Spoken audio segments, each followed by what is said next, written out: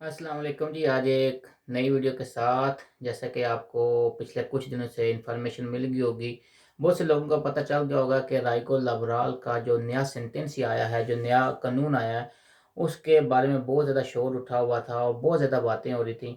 तो मैंने भी सोचा कि इसके ऊपर थोड़ी डिटेल वीडियो बनाऊंगा, लेकिन थोड़ा सा ठहर के सुकून के साथ बनाऊंगा, ताकि जब तक डिटेल इसकी इंफॉर्मेशन आ जाए, ताकि जो भी बात बंदा करे वो डिटेल के साथ करे और सबको समझ आ जाए कि असल में ये कानून है क्या, इसके क्या-क्या फ़ायदे होंगे, किस-किस चीज़ के ऊपर अप्लाई होगा। तो आज मैं कोशिश करूँगा कि एक-एक पॉइंट करके सब पॉइंट्स के ऊपर बात करें और हर चीज़ को डिटेल में जो है डिस्कस करते हैं कि ये कानून असल में है क्या, राइगो लाबराल है क्या? राइगो लाबराल के ऊपर हम थोड़ी-सी डिस्कस करेंगे। उसके बाद हम देखेंगे कि ये इस कानून से कौन-कौन से लोग फ़ायदा उठा सकते हैं, कि क्या क्या ये सिर्फ़ शोर ही है कि सिर्फ़ जो जिनके पास असाइलम था या असाइलम कार्ड था वही फ़ायदा उठा सकते हैं, कि या इसके अलावा भी कुछ और लोग फ़ायदा उठा सकते हैं। उसके बाद हम देखेंगे कि अगर दूसरे लोग फ़ायदा उठा सकते हैं तो कौन-कौन से लोग हैं, या जिनके पास कौन-कौन सी रेज़िडेंसी थी, जिनकी गुम हो गई है या ख़त्म हो गई है, क्या वो भी इससे फ़ायदा उठा सकते हैं कि नहीं उठा सकते? उसके ऊपर भी तफ़सील से बात करेंगे। और इसके ऊपर भी तफ़सील से बात करेंगे कि ये जो सुप्रीम कोर्ट का नया हुक्म आया है, नया सेंटेंस ये आया है या नया ऑर्डर आया है, ये असल में है क्या? इसकी तफ़सील के ऊपर बात करेंगे और इसके ऊपर जो गवर्नमेंट का जो लीगल जो वकील था, उसने इसके ऊपर किस तरीके से क्रिटिकार किया, इसके ऊपर इसको कैसे अच्छा नहीं समझा गया है, और अगर इसके खिलाफ गवर्नमेंट जाती है तो क्या कर सकती है, इसके ऊपर भी थोड़ी-सी तफ़सील के साथ बात करेंगे। अगर कोई बंदा स्टडी कर रहा है तो क्या वो भी इससे फ़ायदा उठा सकता है, उसके ऊपर भी बात करेंगे। अगर गवर्नमेंट इसको बदलना चाहेगी तो वो कैसे इसको बदल सकती है, उसके ऊपर भी तफ़सील के साथ बात करेंगे। राइगो लाबराल के ऊपर भी बात करेंगे कि राइगो लाबराल क्या होती है और अब इसमें क्या फ़र्क आया है। तो शुरुआत करते हैं सबसे पहले कि जो स्पेन की गवर्नमेंट ने सॉरी, स्पेन की जो सुप्रीम कोर्ट है, उसने जो अब ये नया सेंटेंसिया किया है, ये अब ये एक दफ़ा समझ लें कि ये इतनी बड़ी तब्दीली आई है ओवरऑल में, कि कोई बंदा अंदाज़ा नहीं लगा सकता है कि इसने एक्सतनहेरिया के कानून की धज्जियाँ उड़ा दी हैं। कि मतलब ये कि हर चीज़ ही उलट-पुलट करके रख दी है, कि आगे जो कवानीन थे, जो रेज़िडेंसी रिन्यू होनी थी, उसके बाद जो लोग जिनकी रेज़िडेंसी रिन्यू नहीं होती थी, उसके ऊपर इनने क्या तब्दीलियाँ आई हैं, ये आप हैरान हो जाएँगे। इतनी मौजज़ाना तब्दीलियाँ आई हैं कि अब जो लोग जिनके तरह-तस पहले ख़त्म हो जाते थे, या किसी वजह से वो रिन्यू नहीं करवा सकते थे, उनके लिए भी बहुत बड़ी खुशखबरी है इसके साथ। तो शुरुआत करते हैं, हमारे साथ रहिएगा, वीडियो पूरी देखिएगा, थोड़ी-सी लंबी होगी लेकिन मज़ा तभी आएगा कि जब हम हर पॉइंट के ऊपर तफ़सील से बात करेंगे। ये मैंने 5-6 पॉइंट हैं, इनके ऊपर तो कोशिश करेंगे तफ़सील से बात करने की। तो सबसे पहला जो पॉइंट है कि अराइगो लाबोराल है क्या? ये मैंने जो लोग तो स्पेन में हैं उनको तो तकरीबन हर बंदे को तफ़सीली पता होगा, या कुछ को नहीं भी पता है। जो बाहर हैं उनको भी पता चल जाए कि अराइगो लाबोराल है क्या? अराइगो लाबोराल ये है कि ये असल में स्पेन में जो कवानीन हैं पेपर लेने के, उनमें ये है कि या तो आप 3 साला बेस के ऊपर पेपर ले सकते हैं, या आप 2 साला बेस के ऊपर पेपर ले सकते हैं। तो जो 2 साला बेस के ऊपर पेपर लेते हैं उसको अराइगो लाबोराल कहते हैं। तो इससे पहले तो यही कानून था कि जो बंदा स्पेन में साबित कर सके कि मैं 2 साल से रह रहा हूँ और उसका तल्लक किसी न किसी तरीके से काम के साथ जुड़ा हुआ हो, और वो साबित कर दे कि उसने स्पेन में 6 महीने काम किया है, तो वो ये राइगो अप्लाई कर सकता है और वो इसकी बेस के ऊपर पेपर ले सकता है। अब उसके ऊपर उसे क्या करना था, उसे 2 काम करने होते थे। दोनों में से कोई एक काम वो अगर कर ले तो वो राइगो लाबोराल अप्लाई कर सकता था। पहली तो ये थी कि अगर कोई इंस्पेक्शन दे तरवाह हुई है, उसके जहाँ पे वो काम करता है वहाँ पे इंस्पेक्शन हुई है, उन्हें से पकड़ लिया काम करते हुए, वो अपना वो जो है वो साबित कर देता है कि मैंने वाक़ई 6 महीने यहाँ पे काम किया है। या इसके अलावा जो है वो अपने जिस मालिक के पास काम करता है उसके ऊपर उसने देनुंसिया करा दिया है, पर्चा करा दिया है कि मैंने वाक़ई इसके पास 6 महीने से ज़्यादा काम किया है, और उसको बाद में उसने साबित कर दिया, या मालिक ने जाके वहाँ पे लिख दिया कि वाक़ई इस बंदे ने मेरे पास काम किया है, तो वो अराइगो लाबोराल अप्लाई कर सकता था। अब जो है ये जो नया कानून आया है, इसको पहले तौर पर तो समझने की ये ज़रूरत है कि ये कानून जो है ये स्पेन की सुप्रीम कोर्ट का ने सेंटेंसिया दिया, ऑर्डर दिया है। वहाँ पे केस चल रहा था, स्पेन की सुप्रीम कोर्ट ने ये ऑर्डर दिया है कि जहाँ पे एक बंदा जो इल्लीगल रह रहा है, ये असल में बेसिक पॉइंट ये है कि जो इल्लीगल रह रहा है, अगर वो अपना तल्लक काम के साथ 6 महीने का साबित करता है, तो वो अराइगो लाब्राल ले सकता है। तो एक बंदा जिसके पास पेपर हैं और अगर किसी वजह से उसके पेपर गुम हो गए हैं, लेकिन उसका तल्लक तो आखिरी 2 सालों में 6 महीने उसने काम तो किया है, तो वो क्यों नहीं पेपर ले सकता है?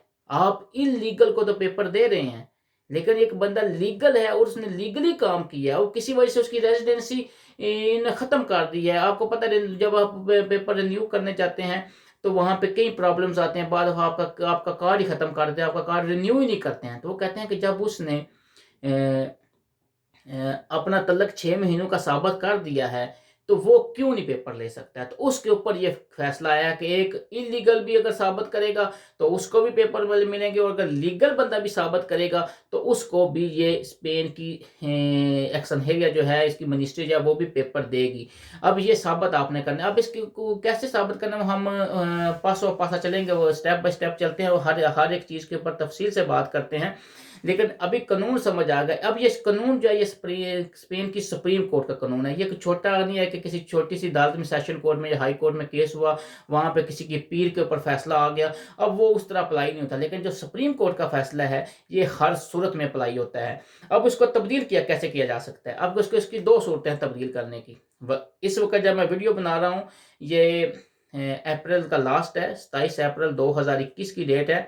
तो इसमें जो है ये वैलिड है। अब इसको 2 तरीकों से ये सेंटेंसिया जो है ये ख़त्म हो सकता है। पहला तरीका क्या है कि इसको सुप्रीम कोर्ट में दोबारा इसकी अपील हो और सुप्रीम कोर्ट इसके खिलाफ फैसला दे दे, तो फिर ये सेंटेंसिया ऑटोमेटिकली ख़त्म हो जाएगा। दूसरा क्या है कि पार्लियामेंट में केस जाए और पार्लियामेंट की जो मेजॉरिटी एब्सोल्यूट होगी, मेजॉरिटी ने किसी इसके खिलाफ किसी नए कानून के हक में फैसला दे दे, नया कानून वहाँ से पास हो जाए, तो फिर भी ये कानून जो है ऑटोमेटिकली ख़त्म हो जाएगा। ये 2 सूरतों में ये कानून ख़त्म हो सकता है।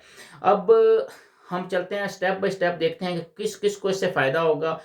ओवरऑल जो जितने भी एक्शन हेरा के लेटेस्ट जितने कानून थे मिनिस्ट्री के गैर मुल्कियों के हवाले से, जिसमें गैर मुल्कियों की रेजिडेंसी रिन्यू होती थी, उस सब को जो है इसने उखाड़ पिछाड़ दिया है इस कानून ने।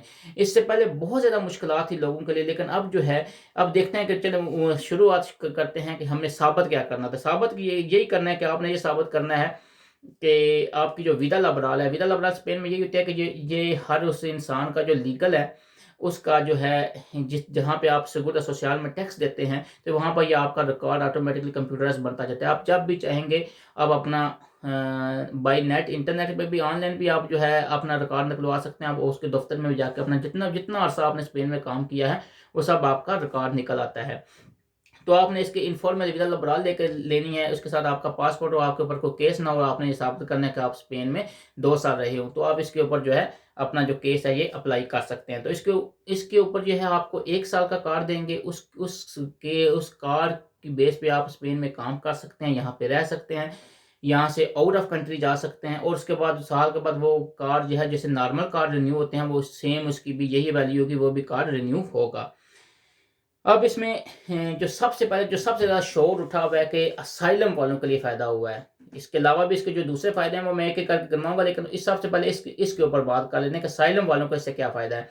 अब इसमें ये है कि उन्होंने भी साबित करना है, क्योंकि सबसे ज़्यादा, क्योंकि इल्लीगल तो वो होते हैं, जो लीगल होते हैं वो किसी न किसी तरीके वो अपना कार्ड मेंटेन कर लेते हैं, लेकिन जो असाइलम वाले हैं उनके पास नया कार्ड होता है। अब किसी भी तरीके से उन्होंने अगर साबित कर दिया कि वाक़ई उन्होंने स्पेन में 6 महीने काम किया हुआ है, तो वो ये कार्ड अप्लाई कर सकते हैं। अब ज़रूरी नहीं है कि जब वो कार्ड अप्लाई करें तो उस वक़्त उनके पास असाइलम का कार्ड होना ही ज़रूरी है, नहीं है। अगर उनका कार्ड रिजेक्ट हो गया किसी वजह से, या उनकी असाइलम रिजेक्ट हो गया, अब उनके पास कार्ड नहीं है, लेकिन उन्होंने साबित कर दिया कि आखिरी 2 साल में मैंने 6 महीने से ज़्यादा काम किया हुआ है, या 6 महीने पूरे या इससे ज़्यादा काम किया हुआ है, तो वो अपनी अराइगो लाबराल जो है वो अप्लाई कर सकते हैं। उसके बाद जो दूसरी चीज़ है, जो सबसे ज़्यादा फ़ायदा जिसको जो होगा, अब किसी भी बंदे के पास नॉर्मल रेज़िडेंसी थी, 1 साल की थी, 2 साल थी, दूसरी 2 साल थी। अब वो किसी वजह से रिजेक्ट हो गई है, और अब उसके बाद बंदे के पास क्या ऑप्शन होती है, या वो अपील में चला जाए या दोबारा राइगो 3 साला बेस पे अप्लाई कर दे। लेकिन अगर उस बंदे ने ये साबित कर दिया कि आखिरी 2 सालों में वो स्पेन में ही रहा है, लेकिन आखिरी 2 सालों में उसने 6 महीने स्पेन में लीगली काम किया हुआ है, वो अपनी विदा लाबोरल से वो शो कर देता है, तो वो दोबारा अराइगो लाबोरल जो है 1 साल की अप्लाई कर लेगा और एक्सटranjería को बगैर कंत्राटों के अप्लाई करेगा। एक्सटranjería को उसे देना ही पड़ेगा। मिसाल के तौर पे एक बंदा है, उसके पास 1 साल का कार्ड है, अब उसने रिन्यू कराया, 2 साल का मिल गया, लेकिन जब वो 2 साल का रिन्यू करने गया तो किसी वजह से एक्सटranjería ने उसका केस रिजेक्ट कर दिया, उसका कार्ड ही रिजेक्ट कर दिया, उसको रिन्यू नहीं किया। तो वो अब उसने 2 सालों में 6 महीने अगर काम किया हुआ है, तो वो दोबारा एक्सटranjería के पास चला जाएगा, देखें जी मैं राइगो लाबोरल पर अप्लाई करना चाहता हूँ, मुझे ये कार्ड देखा आपने कि ये कैसे जो है गहराई में जाके असरअंदाज होगा एक्सटranjería के कवानीन के ऊपर। कि आगे इससे पहले बहुत मसला होता था, बंदे जो हैं 1-1 साल 2-2 साल की पीलू में चले जाते थे, फिर भी कुछ नहीं मिलता था, फिर या आखिर में थक हार के दोबारा राइगो सोशल में चले जाते थे, फिर कंत्रातो लेना, फिर कंत्रातो ढूंढना, फिर जाके सारी रिक्वायरमेंट पूरी करनी। लेकिन अब ऐसा नहीं है। अब आपने अगर 2 सालों में 6 महीने काम किया हुआ है, वेल एंड गुड, आप उसी के साथ जाके अपनी राइगो लाबोरल अप्लाई कर सकते हैं। अगर किसी के पास तरह तक कम्युनिटारिया है, उसने शादी करके डॉक्यूमेंट्स लिए हुए हैं, 5 साल का कार्ड है, लेकिन जब वो रिन्यू करने वक़्त जाता है तो उसका किसी न किसी वजह से या वो अपना तरह तक कम्युनिटारिया या अपनी शादी मेंटेन नहीं कर सका या अपना कार्ड मेंटेन नहीं कर सका और किसी की वजह से उसका कार्ड रिजेक्ट हो गया है, तो वो भी अराइगो लाबोरल में अप्लाई कर सकता है, बशर्ते कि उसने आखिरी 2 सालों में 6 महीने काम किया हो। अ, उसके बाद जो स्टूडेंट्स वगैरह आते हैं, जो स्टूडेंट स्पेन में काम करते हैं, जिनके पास स्टडी वीज़ा होते हैं, उसके बाद स्टडी कार्ड मिल जाता है, एस्टूडियांतेस होते हैं। अगर वो भी जब उनकी स्टडी ख़त्म होती है तो उनके बाद उनके लिए ये या तो प्रोफेशनलिज़्म के तौर पे उन्हें कार्ड चेंज करना होता है या वापस जाना होता है। अगर वो भी साबित कर देते हैं कि उन्होंने 6 महीने काम किया आखिरी 2 सालों में, तो वो भी ये कार्ड ले सकते हैं। यानी कि उनके लिए भी बहुत बड़ी चेंज आएगी एक्सटranjería के कवानीन में। अब जो गवर्नमेंट का वकील है उसने इसको बहुत ज़्यादा क्रिटिसाइज़ किया। उसने कहा कि ये जो है कानून जो है ये हमारी जो रेज़िडेंसी की रिन्यूएबल है, हर साल जो रिन्यू होती है उसके ऊपर असरअंदाज़ होगा। तो उस पे सुप्रीम कोर्ट ने कहा है कि ये उस पे असरअंदाज़ नहीं होगा, हमारा उस कानून से कुछ लेना-देना नहीं है। लेकिन अगर आप रिजेक्ट कर देते हैं तो उसके बाद बंदे के पास क्या ऑप्शन होते हैं? क्या वो उसी कार्ड को तो लेके आगे नहीं चलेगा? उसे ज़ाहिर-सी बात है दोबारा नया कार्ड अप्लाई करना होगा। तो फिर वो नया कार्ड अप्लाई करेगा। लेकिन ये जो है इसकी रिन्यूअल पे फ़र्क आएगा। मिसाल के तौर पे एक बंदे ने परमानेंट कार्ड लेना है, तो उसने जो है 1 साल, 2 साल करना होता है। लेकिन अगर उसका कार्ड रिजेक्ट हो गया है, तो फिर वो अगर राइगो लाबोरल में जाता है, तो फिर उसको फिर दोबारा 5 साल उसको काउंट करने होंगे। जो सबसे इम्पोर्टेंट बात है कि अगर आपका असाइलम वाला कार्ड रिजेक्ट हो गया, एक्सटिंगुइश होगा, कम्युनिटारी एक्सटिंगुइश होगा, कोई भी कार्ड आपका जो है रिजेक्ट हुआ है, तो आप दोबारा अगर आपने काम किया हुआ है, तो आप उसकी बेस के ऊपर जो है ये कार्ड ले सकते हैं। अब 1-2 भाई ने मुझे भी बहुत ज़्यादा मैसेजेस में ये कमेंट किया हुआ था, क्या हम ऑटोनोमो की बेस के ऊपर भी पेपर ले सकते हैं? तो भाई जहाँ तक मुझे इन्फॉर्मेशन मिली है, जहाँ तक मेरी इन्फॉर्मेशन है, मैंने रिसर्च किया है, मुझे ऐसा कोई क्लू नहीं मिला है ऑटोनोमो का। अगर किसी के पास हो, किसी को इसकी डिटेल इन्फॉर्मेशन हो, तो बेशक वो मुझे भी इनबॉक्स कीजिएगा, ताकि किसी का फ़ायदा हो सके। मेरा भी एक्चुअली मिशन यही होता है कि ये वीडियो वगैरह बनाने का, सबका कि किसी का फ़ायदा हो। अगर किसी एक का फ़ायदा हो जाए तो मैं समझूँगा कि मैंने बड़ा कारनामा कर दिया है। तो दुआओं में याद रखिएगा। फ़ी अमान अल्लाह, टेक केयर, अल्लाह हाफ़िज़।